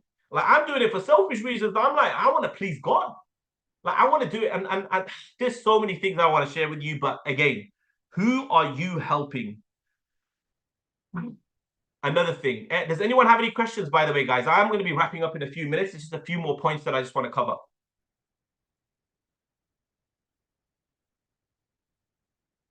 Is everyone understanding what I'm saying? Absolutely phenomenal. Okay, awesome. Staying prepared for an opportunity, not even having the opportunity. Being prepared for an opportunity and not having it, then imagine having an opportunity and not even being prepared for it. Now, it took me a while to understand this, and I think it was Earl Nightingale, and I constantly repeat some of the same quotes as well. It's better to be prepared for an opportunity and not have it than have an opportunity and not be prepared for it. Like maybe right now, you really want to like some of the guys that want to work for Legendary Marketer, they're like super excited. They're like really want to work for Legendary Marketer and everything, but like they want to be closing for them, but they don't even know how to do three-step closes. They've not even networked with the Legendary Marketer closers. They've not even learned the offer or anything, gone through the funnel, maybe not even paid $7 themselves and just gone through it as a customer, see how it's like. So they're preparing to work for Legendary Marketer. What, it's going to cost them $7 and sign up to the challenge and go through it? They're going to experience it all. But yet they want to work for this company, but they're not doing anything to be prepared. They're like, oh, and then all of a sudden the recruiter, Kelsey, she's going to call them like, yeah, we'll give you an interview. And then like they get the interview and they're like, they even get the job, but they're getting the job and they're like, they don't even know, like, what the hell? 3-call process? Like, what the hell? I can't say this and I can't say that because they weren't preparing themselves for the opportunity. This is why I say, be prepared. Prepare yourself for an opportunity like you have it. It's like Mike Tyson. I was listening to a quote from Mike Tyson today. He was like, people, you need to be a champion before you actually be a champion. I don't know, what does he mean by that?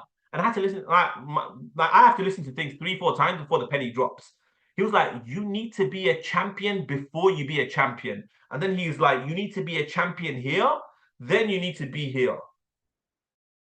I was like, oh, that makes sense. So you need to be a champion in your mind first. You need to be a winner. You need to be a closer, whoever you want to be. You need to be there first. Then it's going to come to fruition. Oh my God. You know what? I'm going to finish on this point. This is going to be the last point. This is the best point. There's so many more things that I want to, talk about, but we've been going for like 90 minutes anyway. There's something like this. If you understand this, for those of you that take sales calls, oh my God, this is gonna be gold for you guys. And the good thing is it's towards the end of the call as well. So check this out. I learned this very early on, and I'm massive about human behavior and like the people that you've got in front of you and really understanding who's in front of you, and maybe because of my psychology background, and that's why like I really vibed when I was listening to Jeremy Miner early on, and I take a lot from Jeremy Miner as well. But I'm someone that always love having a sexy pitch. Like I'll ask all the right questions and everything, but boy, oh boy, I'm gonna do a great job selling because I need to transfer my belief and emotions into the program that I'm selling onto that person. They need to buy into what I'm saying, just like I'm, like really passionate about this high ticket space. So this next 4 thing, they're called the 4 personality types. Oh my God, if you guys understand this, watch what happens to your sales. So the 4 personality types. Now look, remember, when you're doing sales calls, is everybody the same? No, they're not. No, they are not. So you can't use that one script all for everybody. You can't use those lines and those objection handling techniques and whatever, the same thing for everybody. Everybody's different. Like all of you guys on this call over here right now, you're all different. We're all different. So if you understand that and understand like who is in front of you, now I'm going to break this up into 4 different personality types. So you have the urchins, the dolphins, the sharks, and the whales. So just write them 4 down. I'll promise you, if you guys get this, you watch when you get on your sales calls now and you're speaking to people and you're going to be like, oh my God, she's a whale. Oh my God, she's a shark. And then you're going to know how to deal with them, because now you're not seeking to, for them to understand you. You're seeking to understand them before being understood. So, okay, the first type of people, and like, look, some of you guys are probably going to be these. You're going to be like, oh my God, I'm an urchin, or I'm a whale, and I'm a shark. That's why I love this. So, look, the first types are the urchins. Your urchins are the type of prospects that when you're speaking to them, these are the people that never make a decision on the call. They need to look at the agreement. They need to read all the lines of the agreement, and they need to come back to you with the agreement and ask you, like, what does that line mean? And what does this line mean? They are the types of people that their parents told them, don't you ever sign anything. Don't you ever make a decision on the first call. Make sure you come home and pray about it and think about it and talk to the dog and talk to the neighbor and then come back. These are your urchins. They're very analytical. They're very analytical. These are like your doctor type people as well. They're like, or your accountants that really want to look at all the details. There's nothing wrong with these people, but they're just very analytical. They make calculated decisions. They are not the type of people to do the one call close with. Now, imagine you're working in a company and they'll be like, look, you got to pressure everybody. You got to do one call close with everybody. Guess what you're doing? You're scaring away all this massive group of people that you could have closed if you worked with them. They were never, ever going to buy on the first call. So why are you going to wrestle with them? Even if you wrestle with them and you win them over and everything, a person convinced beyond, their own will is of the same opinion still. You may convince them. A person convinced beyond his own will is of the same opinion still. So just forget it. Just work with them. So now, okay, you got these urchins. So we all know these are your very analytical people. They're not making a decision right away. Maybe there's 10% of them. Maybe there's 40% of them. These are your urchins. Work with them. Don't battle them.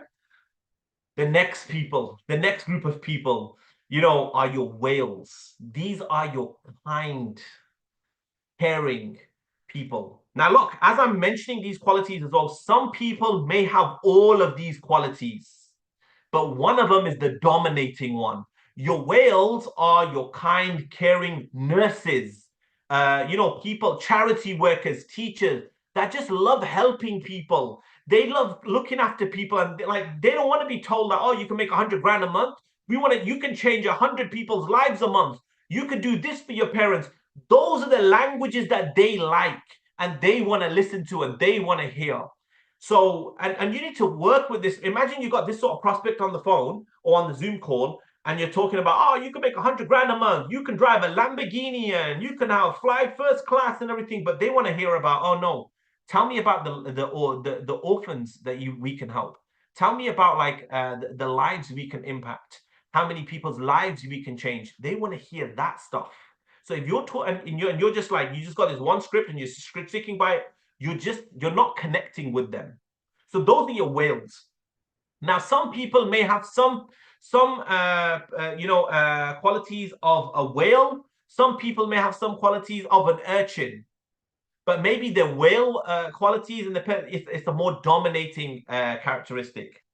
Then we have the dolphins. My favorite people. I'm a bit of a dolphin. The dolphin, I tell you straight, Minna is a dolphin, just so you all know as well. She's got some characteristics of a whale. You know what a dolphin is? A dolphin is, when they're in the room. They are loudest and up. Like, look at her throughout the whole call. She's like this, she's doing this and whatever.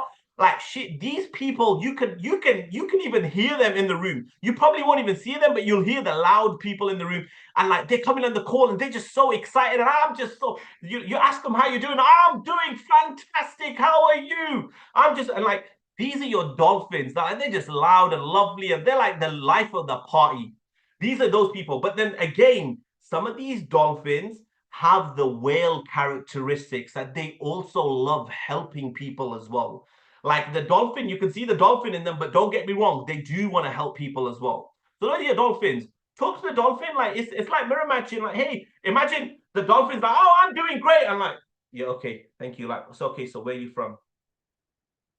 So you just like you just kill the vibe. Like, and they were like, oh, okay. And then you just now you just made them feel odd. You really think they're gonna want to have a conversation with you, and like you're sticking by whichever coach has told you. Make sure you talk to them like a consultant. You're talking to them like you're their doctor and their consultant, not their friend. The dolphin just wants to probably make friends with you as well. And imagine you're just like, oh, no. Yeah, okay, next question. So like, you need to work with them, and it's called mirror matching, and like, just vibing with them. That's why I say, look, every one of my calls is just a call, it's just a conversation. I'm just getting to know a lot of people. But here's the fourth part, and this is where it's going to really hit you as well. Now the fourth one is the shark. Now I have a dominating shark part of me as well. I'm a bit like, look, I'll give you like a shark. They love making money, they love the numbers, they don't give a shit about the contract. They don't care about all of that. And some sharks as well, they don't mind helping people, but they really just want to make a lot of money. And it's not that they're bad people. They love making money and they want to know, okay, how much money I can make. Now imagine, like, okay, look, sharks, I'm not saying sharks don't want to help people, but imagine this shark, he wants to know, how do I make 50 grand a month? How can you break down to me to make 50 grand a month? And I'm talking to him, bro, you can help 50,000 people a month. You can change so many people's lives. Look at the agreement. It's got everything there that you need to know about it. Oh my God, isn't it so exciting? Whereas the shark wants to know, bro, how can I make 50 grand a month? How do I make 50 grand a month? And this is where you need to realize, okay, this is where you need to do your homework. Okay, how can I break down? How can I show this guy that, look, you can also make 50 grand a month? Bro, you just need to close 10 deals at 50K and you make 50 grand a month. Look, with that 50 grand a month, now you can retire your mom. Because I also mentioned, look, I want to retire my mom as well. And I also mentioned, bro, with that 50 grand now, you can put the final payment down for the orphanage. That's your 50 grand down there. So you're talking their language. And it's seeking to understand before being understood. Now, someone like me, I have like very dominating characteristics from all these 4 personality types. I'm not an urchin, nothing wrong with urchins. I don't give a shit what's in the agreement. And I'm someone that I impulse buy as well. If I know something and if I like something, I'm buying it right away. I don't give a shit what anyone's gonna say. So like I like, but here's the crazy thing. Shark behaviors make urchins very nervous. Like if you're on a group call and like you're doing like a sales call, I'm like, oh my God, he's just signed the contract without even reading it. Oh my God, is he crazy? Like, it'll make him nervous. Like, he's not thinking straight. He's just wired 20 grand to work with this guy and he doesn't even know who he is. Like, oh my God, are you crazy? But like, their behaviors will make them nervous. And that's why, look, there's nothing wrong with urchins, but some people are just those dumb, like, they just want to make calculated decisions. Maybe they've gone through a lot of shit in the past. So we need to be respectful of that. And we need to be not just mocking them or whatever. You need to understand that this person is not ready to make a decision right now. So don't just fob them off. Work with them. And that's why, look, a lot of my deals used to, like, a lot of my deals, more than 30% of my deals would come from follow-ups with my urchin friends, my homies. But most people, they ignore urchins because it's not a one-call close. And this is what I'm saying. And like with me, I have a bit of shark, I have a lot of dolphin, and I have a lot of whale. Like, I want to make a difference in people's lives. I want to make a lot of money, but I also want to have a lot of fun. Like, look at the way I did this call. Like, I'm trying to have fun. And I'm trying to, like, look for, and like, I wanted to see everyone's faces. I want my personality to shine out. And this is something. But then there's other people that like, you know what, just be plain. And like one person I heard say, he was like, look, just be plain. Because maybe, let's just say you're doing a presentation and you're acting like a dolphin, like really excited and everything or whatever. And this person just like, is just very analytical. They just want the information and you're just being all crazy and laughing and joking and having fun and whatever. And then before you know it, they're just not buying. So that's why, like, you know, it's really important to read people's behaviors and just understand who's in front of you. But on that note, ladies and gentlemen, ladies on the Zoom call and everybody on the YouTube live, that is it from me. There is actually loads more, but we've been talking for, you know, over an hour now. I really appreciate everybody on the call here today. Make sure you've made us take a screenshot or whatever, whoever's on this call, reach out to one another, connect with one another, really get to know each other as well. Those of you looking on the YouTube live as well, connect and reach out. Like, there's so many inspirational people over here that we never really got to hear from everybody as well. But look, we will do regular calls, whatever you want or whatever. Look, again as well, my one-on-one mentorship, I'm closing the doors on the 1st of February because I need to, because I'm going to go global with this as well. So if anyone does want to get in my one-on-one mentorship as well, you've got until the 1st of February. I'm going to take a step back and I'm going to revamp everything and I'm going to go public. The prices are going to increase as well. So you've got until 1st of February as well. But nonetheless, you've got plenty of training guides on YouTube, plenty of coaching material to move forward. Make sure you're working on yourself, you're learning, growing, and developing. But look, on that note, guys, I'm going to love you and leave you. If you need anything, you know, drop me a message. Make sure you make some noise about, you know, what you're doing in the high ticket space. Make sure you're inspiring people. But on that note, ladies, go and crush it. And I'll see you on the next one. Thank you, Thank you Jabron. so That was so wonderful you. meeting you. Absolutely amazing. Thank you so much. Thank you. Yes. Thank you so Welcome. much. Take care. God bless. I can't wait to connect with everybody. Oh my gosh, amazing. I Bingo. know. Make sure you all connect with each other. Thank you. Yes, yes, yes. Oh my gosh, we have to.